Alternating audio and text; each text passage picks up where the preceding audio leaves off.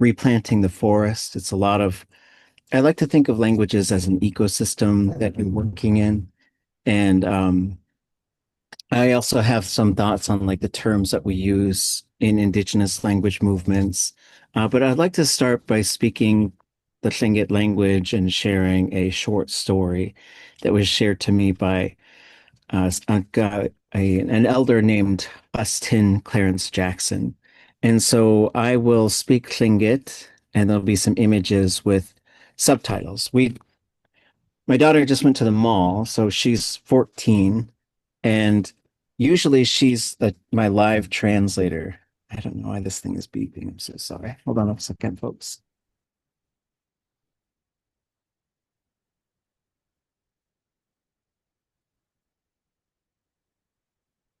Okay. I just turned off the power to the entire RV. But our three children, it won't stop beeping. I'm like, if you're not going to stop beeping, I'll just turn everything off. Our three children were very lucky to have raised them in a bilingual household. I do believe they're the first bilingual children in the Tlingit language in about 70 years. And so it's really fun to, usually they come along with me to conferences or we'll be at cultural ceremonies back home and they will live translate things in front of people. So I'm going to speak Tlingit for a moment and you'll be able to read the English. And hopefully there won't be any more beeps or barks, but I can't guarantee that. Ilchisha sa achi tekat yuhan. To you do a sock way on. Take the heen aya we teat klein yawahi. Yat shah tekat we shah shaki kanach aya jiyaw satan we teat klein. Ach I was set just the cut we as kwani. Just kleinach as ʻusyee. Chynach away ach a cewdlacheit chat kleinach hwti. Gone ke ʻUy'ik. Chadia achtige. Chadia achtige. A dianach aya jaguta as kwani. Has kudze ti yuch. Hatsu gone ke ʻUy'ik. Isau tua ach. Isau tua ach. Ye awa hasu yuk atangitin. Lletsin, tu wu lletsin. Atuta ti. Has a ti. Aka yis as kwani au llegech sus anitin. Ye awa ha ye jinei yag. Ya as kwani hatuasugu. Gachtu llegech. Ye tu wu shetik koa. Lletzi atawe adati gachtu laat.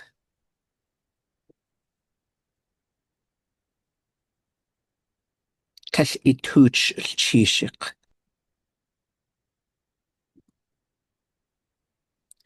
Kash ituch chishik.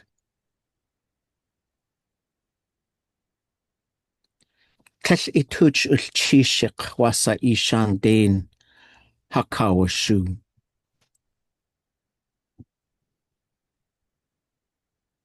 Kash ituch chishik wasa ishan den hakawashu utlekatu wa ashku hayuk atangi.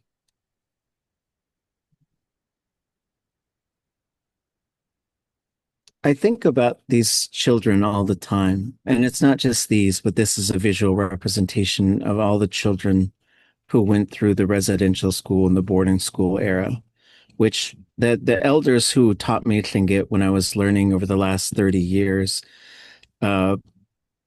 some of them were survivors of these schools. And it wasn't just the boarding schools or residential schools. In Alaska, they had schools that were in our communities, but they just were for the native peoples. The white people went to different schools than the native people until probably the mid-1920s when one of our own people, Squindy, William Paul, put an end to that. And I think a lot about this quote by Shakshani Marge Dudson, and we'll see a picture of her later. I once documented her horror story about going to school and what it was like. And how awfully she was treated because she spoke her language. She was violently abused by a school teacher in front of everybody on her first day of school, probably as a 5-year-old child. And she went home, and the teacher picked her up by her hair and shook her violently and threatened to hit her if she kept talking. And I got her to tell this story to me in Lingít. And this was the first sentence she used. And she kind of quizzed me on it. She talked for about 20 minutes. And then she said, "What's the first thing I said?"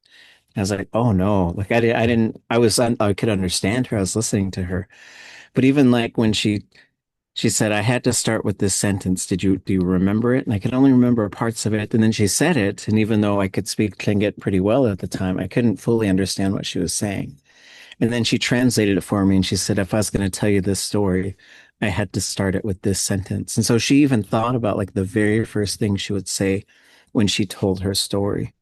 But we are all survivors and we're thrivers. We do the best that we can with our language. I'm so thankful to my family. We're traveling around together, and we usually get chances to go places together and do things. We are one of the few families that have raised our children with the language in a bilingual environment, which is very hard to do. I had a friend who was British and she spoke French to her children. And I asked her why, because she had this really fun British accent. I was like, I would just talk like that all the time if I could. I thought it was cool sounding. But then she said her mother was French, and speaking French to her children kept the memory of her mother alive.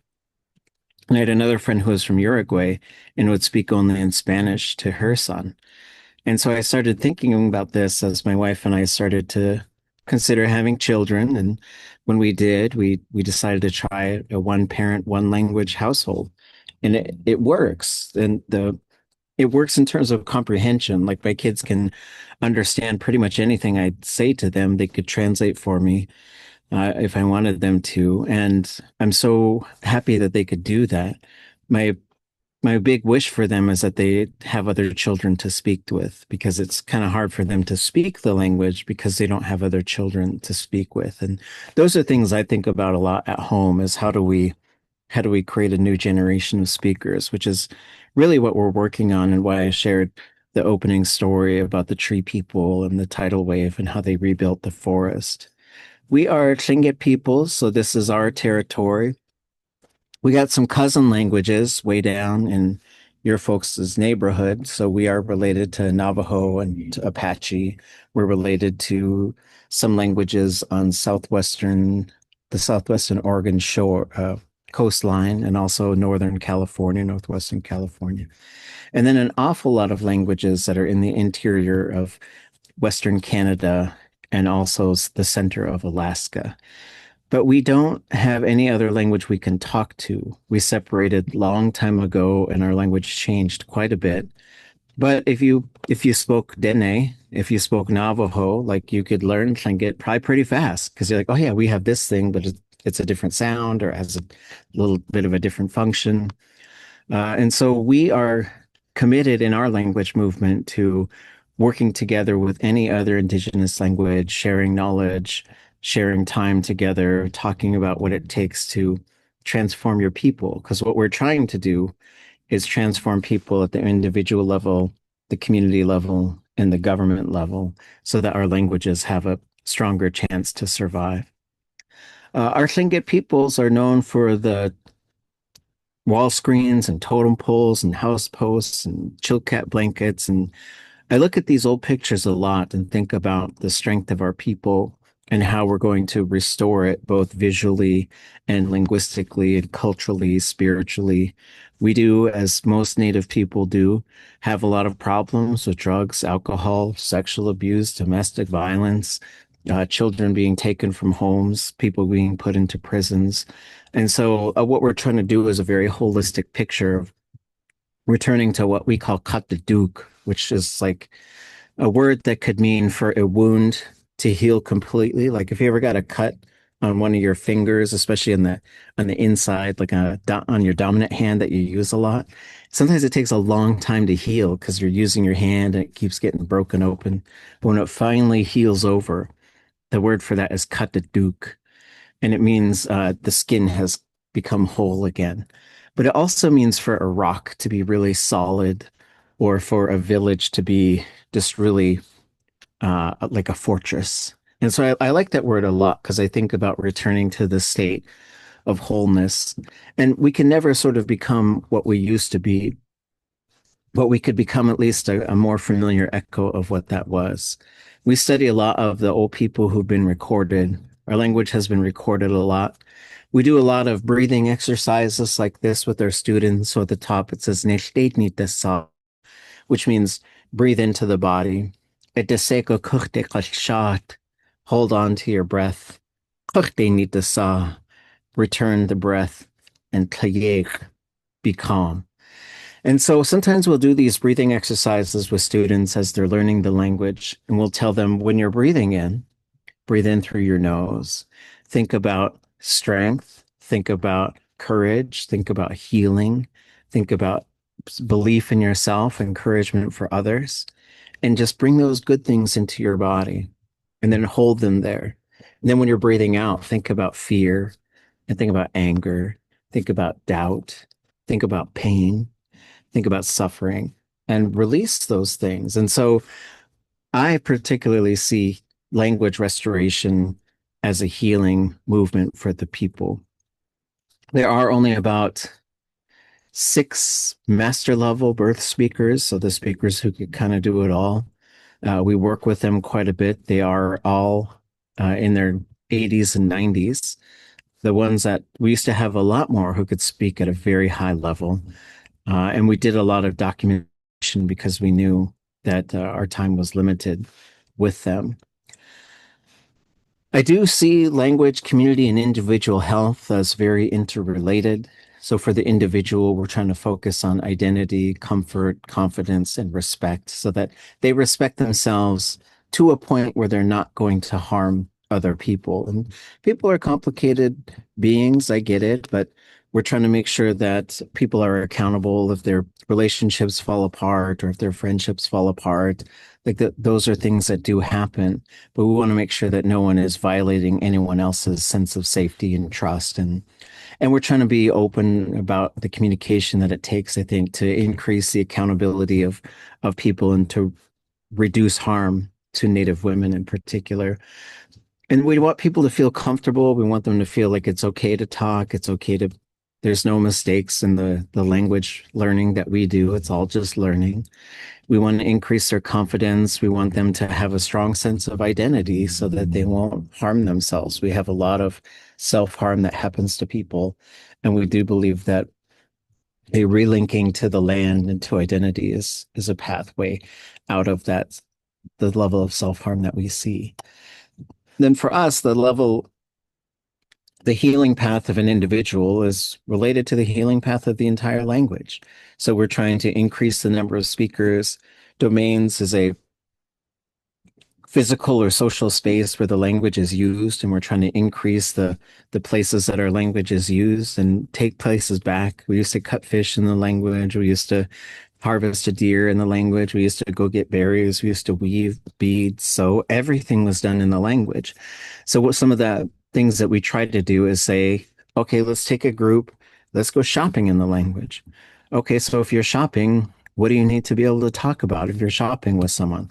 What do we need? Do we have this? Where am I going to find this? And there's just a, how much does this cost? Which one is better? And so basically, if you want to take your language to a place where it's not being used right now, like you want to play basketball in your language, you want to have sewing nights in your language, then you need to create a sort of a booklet that's the vocabulary needed, the nouns, the verbs, and everything in between, so that the people can learn how to do things and start doing those things in the language again. And for us, like almost all of our domains are gone. And so with so few speakers, it's a real challenge, but it's still part of our work, and our goal is to take these spaces back for our people and for our language. Then we have this concept called the vernacular, which is just saying the day-to-day language, the mundane. What do people talk about on a daily basis? They tease each other, they make jokes, they tell stories. Let's teach them how to do all of that stuff in the language, so the language is not hello, how are you? I'm good, how are you? Then you switch to English and everything is communicated in English. So who's pregnant, who's running around with who, all this stuff, what's new, what's happening, uh, who passed away and what can we remember about them? We want that all to be done in our language. And we want the language to be intergenerational. And so this is one of the things that we're trying to bring back is this parents talking to children, grandparents talking to grandchildren, people talking to each other. And then that brings us to community. All these things are interrelated. I think all of these things are not at the healthiest point that I think they could be right now. So for the community, we want safety, honesty, interrelationality, and reciprocation. So this means we want people to feel safe in our communities. And I don't know if people feel safe. People talk to me about they don't want to go to the cultural ceremony because someone's going to go who abused them when they were a child, or someone who's going to be there and be recognized who's an abuser right now. And so we're trying to have more open, honest conversations about the responsibility everybody has to the community. And sometimes Indigenous communities aren't having those conversations. And we need to hold people accountable and be honest and open about how to restore things that have happened. And sometimes you can't. Sometimes the harm is too great. And that means the perpetrator has to stay out of the realm until they have found a way to make things right. And maybe they can. We have people who learned our language who were very good, but then we found out they sexually assaulted a dozen people. So we booted them out, said, you're out. Doesn't matter how good you are with the language. We have accountability here. We have, we protect each other. And so that means teaching the future generations to to be aware of themselves and their actions and their accountability. Because if you live without accountability, then sometimes you can just kind of do whatever you want. And those are things that we've seen in some of our communities. And so I see that as definitely related to language and health and individual health and all these things. And to make sure that we understand how we're related to each other and even we have a lot of children who ended up going into the system of adoption and other things, and their families had a hard time. But that child still deserves a Tlingit name. They know they should know what clan they are. They should know who they are, and so we want to try and make sure that folks aren't uh, feeling like they're isolated from our culture or that they're removed from it. So all of this is done. Sort of this is kind of the crux of my work right here is just a language focus. So my focus is on language. I take it into a lot of different directions, and um, and I kind of focus on these four realms. And so at the top is fluency. I don't like to use the word fluent because people say, "Are you fluent?" It's like, I don't know, I could speak it. I don't know what that word really means because it started to feel like an on-off switch to me.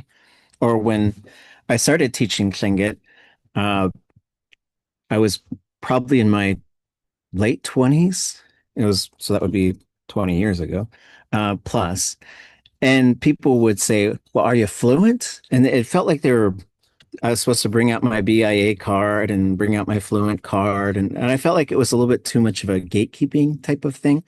Then I also noticed learners would say, "I'm just not fluent. I want to be fluent," as if you sort of like hit this stage where suddenly you're fluent. And so I really like the term fluency because we use a 10-point scale in our language and we just say, I can do this, I can do that, I can do this. And then it sort of lights a way, I think, for the learner to figure out what to work on next. And it demystifies this idea of how to learn a language. And it just says, okay, well, you're right here.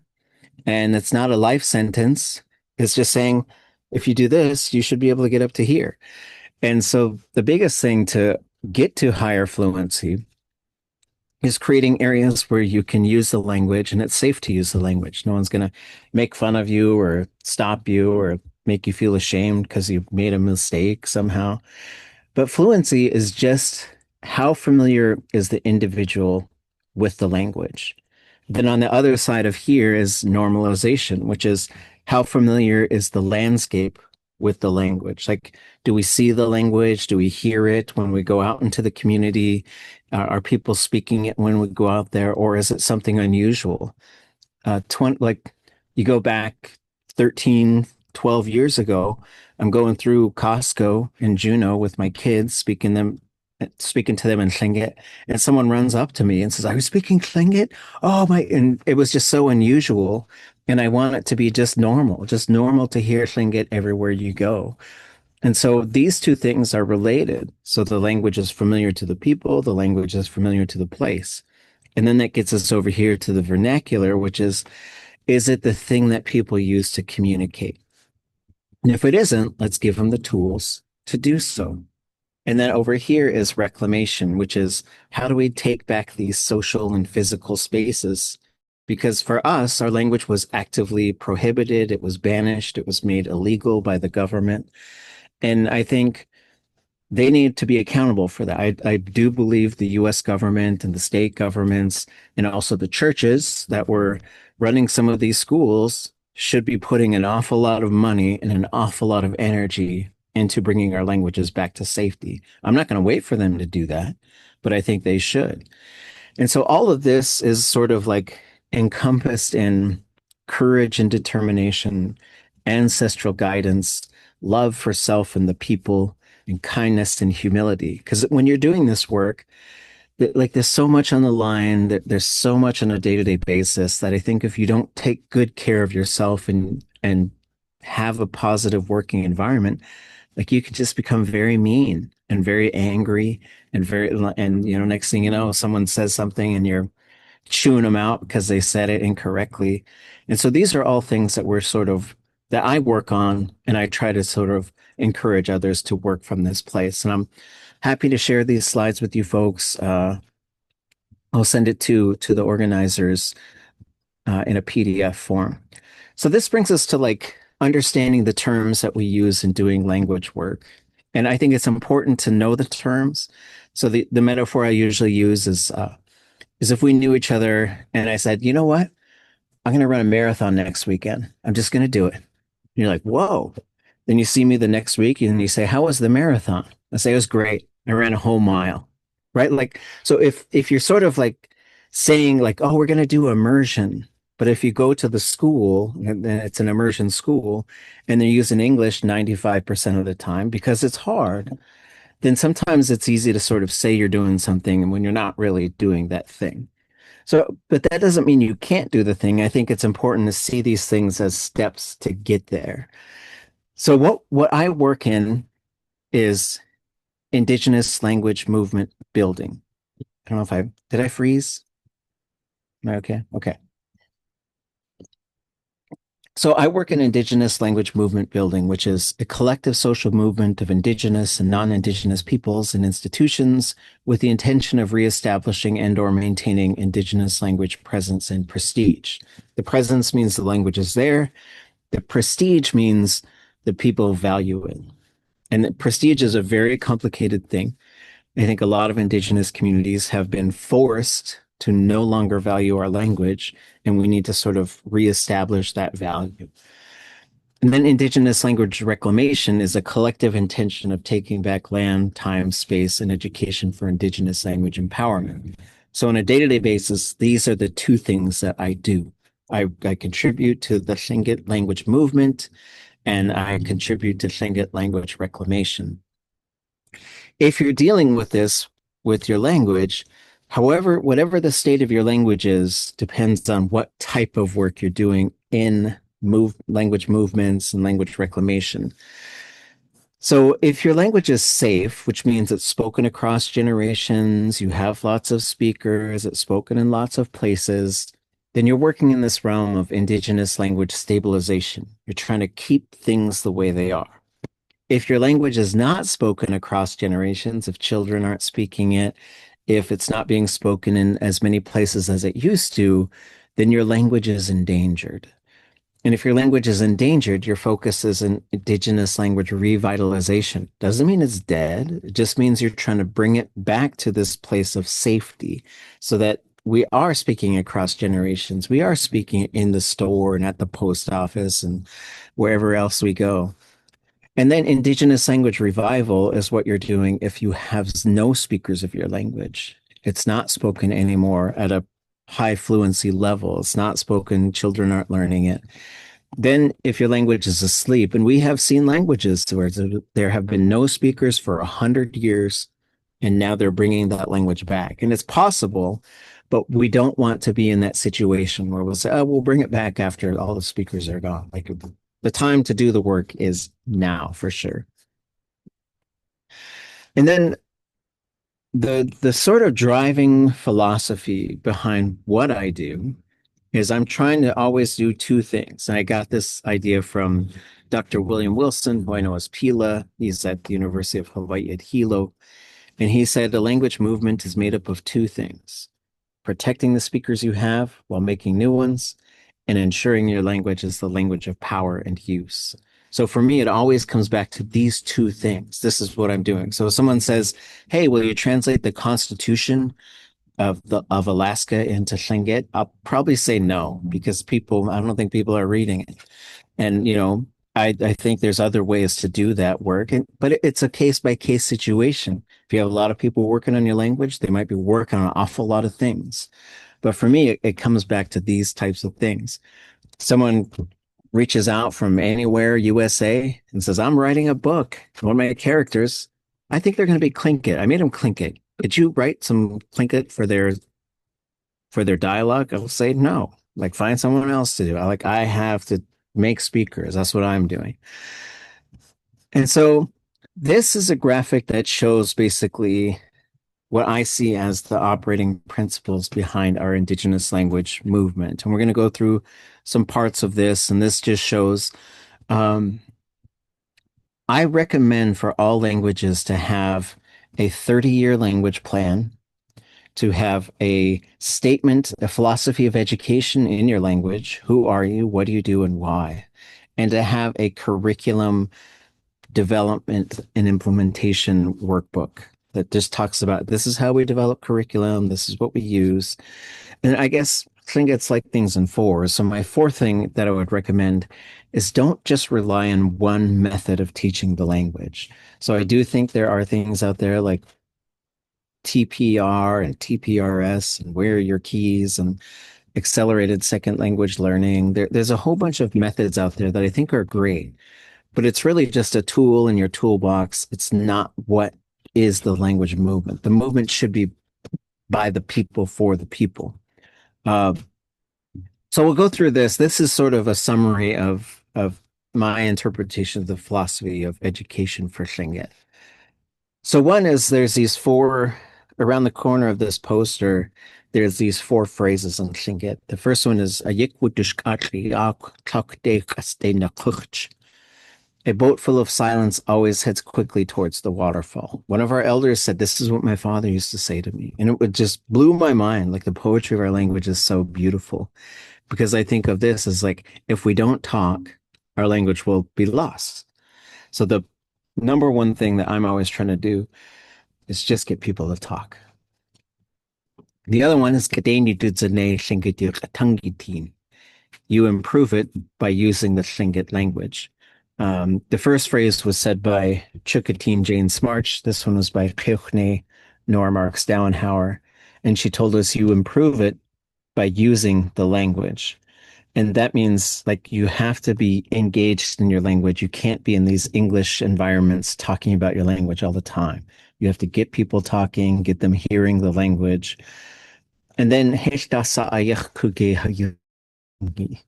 nothing measures up to our language. For me, this one is really important, because the language is not more important or better than any other language, but it's irreplaceable to the people.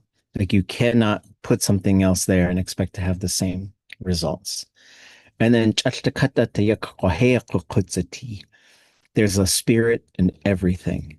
So this is critical to the work that we do, because when we speak a language, especially I'm in a different land, but when I'm back home, that porcupine understands it, the bear understands it, the deer understands it. And so it makes us be more aware of how we talk, because I do think there was an elder who once said to me, in English, talk is cheap, and Tlingit, it's life and death. And so I stick to principles like that. And so that's the sort of the four corners, these sort of things that come from the thought world of our language. And we try to be informed by the thought world of our language. And so this is what we're doing. We have these issues we've identified. We have language loss, we have silence, indifference, racism, cultural hegemony, battered people syndrome. And I'm happy to talk about this stuff more if anybody wants to. But the way we say those are the issues and the community needs. We need more confidence and faith. We need language materials. We need to be familiar with those. We need physical spaces that our language belongs in. And we need equity and safety. We need to have what we need to feel comfortable and to survive. The community assets we have is we do have warrior practices. We had ways of gaining strength, and we'd go in the icy waters in the winter, go right into the ocean, and we still do that. We have printed materials, we have curricula, we have teaching skills, we have audio, video, and technology. And then the things that we're trying to put into this is the speakers, the teachers, the students, the staff, the parents, the extended families, clans, tribal leaders, administrators, government leaders, volunteers, tribes, ANCSA corporations, donors, schools, media. And we try to sort of brainstorm, like, what do we have? How do we get all these pieces to work together? Because the other thing that the governments and the churches did to us was try to split us all up into little groups, break those clans up, break those families up, break those tribes up. And so we don't care how many pieces things are broken into. We will use those pieces in ways that work for our language. At the center of this is kind of these two, I think of them as kind of spinning wheels. So Atia Wene, Hashakun, Titlaan, Kisikhan. These are coming back to another set of four principles. In the top left, respect everything we've ever been, everything we are right now, everything will become, which is how we think of our ancestors. Kindness, love of people. So when we're developing curriculum, we're in this constant state of planning, developing, implementing, and assessing. I think of the word curriculum as not a physical thing, but as a mentality, as a philosophy, as an approach. Your curriculum is never done. Your curriculum is never ready because it's always it's a state of being. It's a thing, sort of like your body. Your body is never like totally ready. It's just a thing. And so I think if you can sort of keep these approaches, because sometimes when you're doing language work, especially smaller communities that may not have 1,000 speakers and communities that might not have a really active language program yet, sometimes you get stuck in this phase of, well, as soon as we get money and as soon as we get curriculum and as soon as you're just always just trying to wait for something to get ready before you go. And meanwhile, your boat is sinking in the water. So you just got to fill the holes and go. So this is also at the center of this is what we call Lingít Tundatani, the Lingít thought world.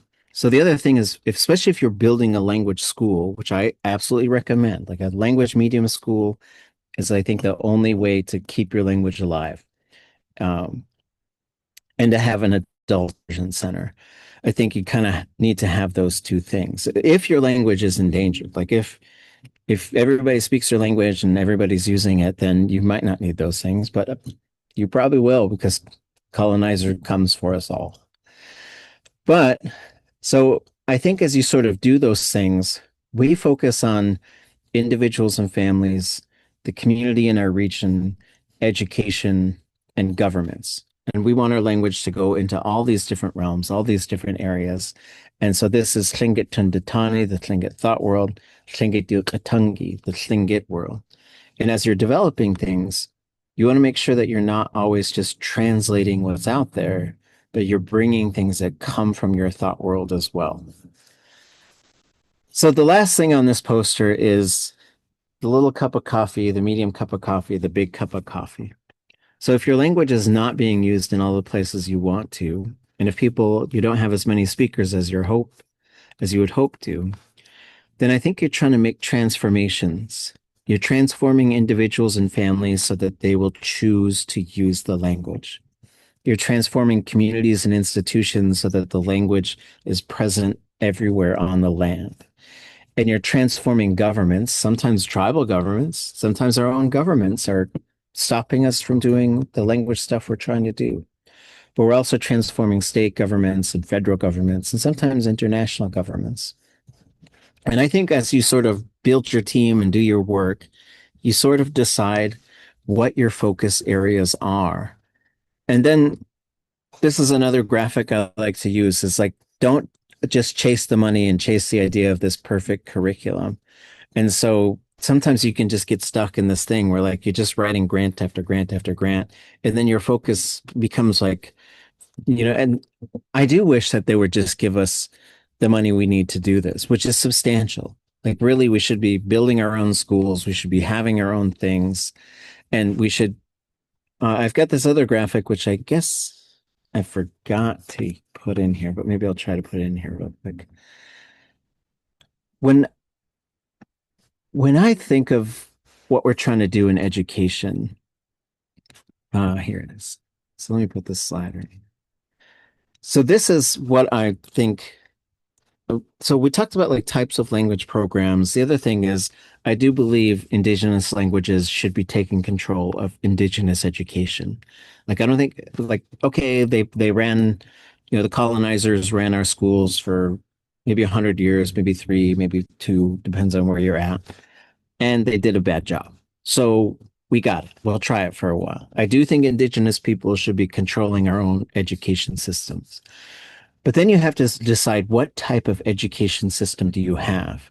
And I think it comes down to these things right here. And if you can get to the center, your language is safe. So a cultural immersion program means your culture is in the school. If you walked into the school, you would see Tlingit people on the walls, you would see Tlingit things there, whatever your idea is of like, should you have a bell or should you not? Like if you go to the Hawaiian schools, they blow into a shell instead of having a bell. And so, how do you get the attention of the kids? What does the schedule like? What's the food like? Are they singing and dancing? Are they telling you stories? This is the cultural immersion component, getting your culture into the school so that they are immersed there. But that school is maybe working in the English language and teaching your language by using English. And that's good, but that's probably not going to guarantee that you're going to have speakers of the language who can speak at a high fluency level. So the next level in, from there is a language immersion program. A language immersion program is designed for people who do not speak the language. So if one of the things to accelerate language learning is to be in an environment where the language is used all the time, but you are still teaching the language. They don't know the language. We have to teach it to them. That's what the language immersion is. So a cultural immersion might be a school, like let's say it was Navajo. That would be a Navajo school, it'd be a Dene school. It would feel like a Dene property. You would see pictures of ancestors of your people there, but everything would be in English, and you would have a classroom perhaps where they teach the language. If you had a language immersion program, you would have that same school, but you might have one room where once you cross and you enter that room, you're only speaking in Navajo. And for Tlingit, you would only speak in Tlingit. So now you have a language immersion program. That means once you go, there's no English, especially once the teaching starts. The next level up from that is a dual language school. So a dual language school, you could study these. There's a lot of them in Spanish. There's a lot of them in French and German and Japanese. And that's great. It's great for people who want to learn those languages. But usually a dual language school has two numbers. The first number is what's the percentage of time spent in your indigenous language? And the second number is what's the percentage of time spent in English? So if you said, we're going to do a 1090 school, 10% of our time, we are only using our language. 90% of the time we're using English. Then you could say, okay, let's get to 30-70. Let's get to 50-50. And as far as how these schools operate, it depends. Like you might teach content in your language in the morning, then you might teach the same content in English in the afternoon. It kind of depends on your school, your teachers, the language fluency of the children. But that could be, and then you could get up high. You say, we spend 80% of our time in our language. We spend 90% of our time. Then that tells you you might be ready to develop a language medium school. A language medium school means 100% of the time they're in the language.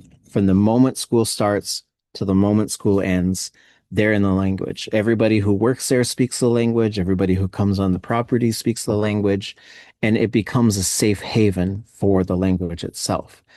This is what they have in Hawaii. They have it in Ojibwe. They have it in Salish of Spokane. They have it in Maori. It's an effective way, and you will create, you're guaranteed to create high level speakers. But getting there, you have to have teacher training. You have to have an adult immersion program, I believe. And an adult immersion program would be basically a home where people live in the language and they're getting paid full time, good pay to do that because you're saying you're going to be the caretakers of this language. You guys are the ones. And so basically, if you modeled it after what they do among the Mohawk and Seneca, is you live there for 2 years, and so, but I think you could have a sort of complex where you have your people who are paid full time, they're there for 2 years, you have a coordinator, then you have folks who live there for maybe 6 months or 3 months or 1 month. Then you have another area where people just go there for a weekend or a week. But creating these places where your language lives, I think, is how you create change. And I think we're getting out of time. So I'll just close with this. I want to quote one of my elders. His name was Ka Haka, George Davis. And he said his mom used to say this to him all the time. So I'll speak the Lingít. You could read the English. Hesh iyach Lingít ane ka. Niktain dai ka ka niktain kota inek. Just to an ka kusachan ka etech tuye na u. Yana squat Lingít ani. A ka gate squat. A ke koti ikusti. Gochnik to a kadik kwagut.